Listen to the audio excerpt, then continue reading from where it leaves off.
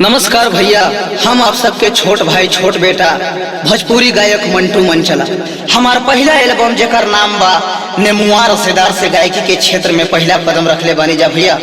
हमारा पूरा आशा और विश्वास बा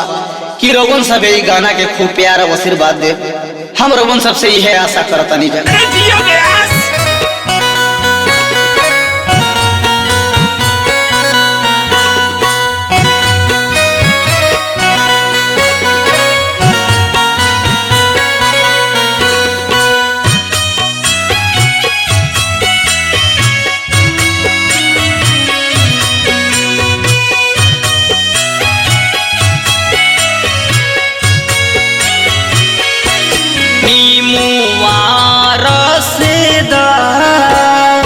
चूसना ता चुजाई बलमुआ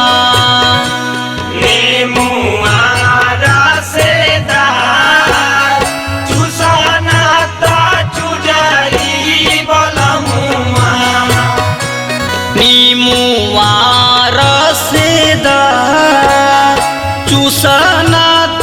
चुजाई बलमुआ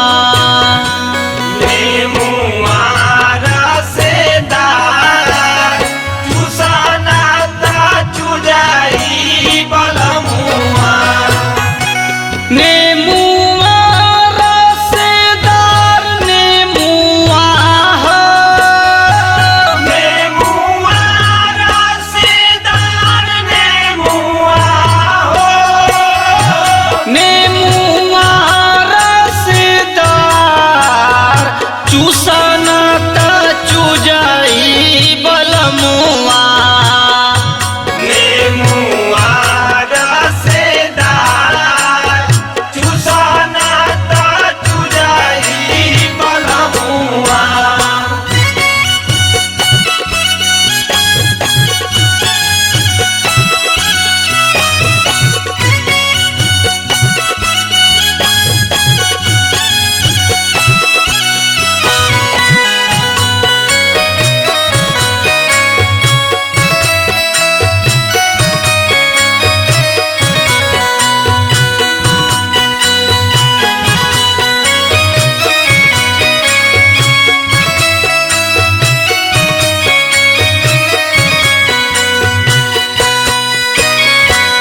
झूले ना केहू से हम बानी नसाइल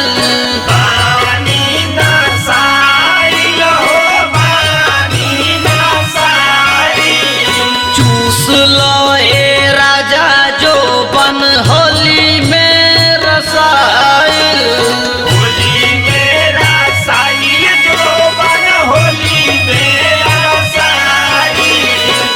झूले ना केहू से हम बानी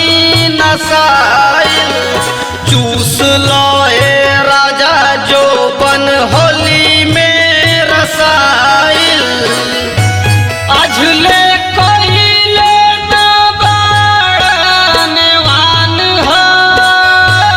अझले कोइले ना बाड़नवान हो अझले कोइले ना बाड़नवान चाभना ता चुजाई बलमुआ नेमुआ रसेदार चूसना ता चुजाई बलमुआ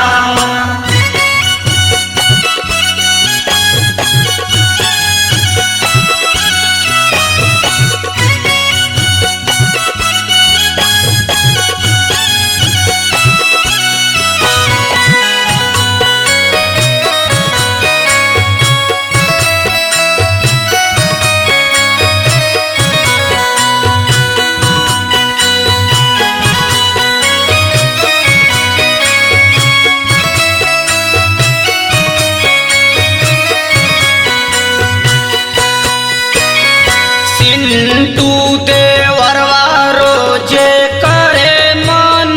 मानी करे माना मानी हो करे माना मानी अभियो ले चेता मंटू होई परेशानी होई परेशानी मंटू होई परेशानी सिंटू देवरवा रोजे करे मन मानी अभियो ले चेता मंटू होई परेशानी मुकुल चुमल चाहे गोरे गोरे गाल हो मुकुल चुमल चाहे गोरे गोरे गाल हो अपू चुमल चाहे गोरे गोरे गाल चूसना ता चुजाई बलमुआ नेमुआ रसेदार चूसना ता चुजाई बलमुआ नेमुआ रसेदार चूसना ता चुजाई बलमुआ नेमुआ रसेदार चूसना ता चुजाई बलमुआ नेमुआ रसेदार चूसना ता चुजाई बलमुआ नेमुआ रसेदार चूसना ता चुजाई बलमुआ नेमुआ रसेदार चूसना ता चुजाई बलमुआ नेमुआ रसेदार चूसना ता चुजाई बलमुआ नेमुआ रसेदार चूसना ता चुजाई बलमुआ नेमुआ रसेदार चूसना ता चुजाई बलमुआ नेमुआ रसेदार चूसना ता चुजाई बलमुआ नेमुआ रसेदार चूसना ता चुजाई बलमुआ नेमुआ रसेदार चूसना ता चुजाई बलमुआ नेमुआ रसेदार चूसना ता चुजाई बलमुआ नेमुआ रसेदार चूसना ता चुजाई बलमुआ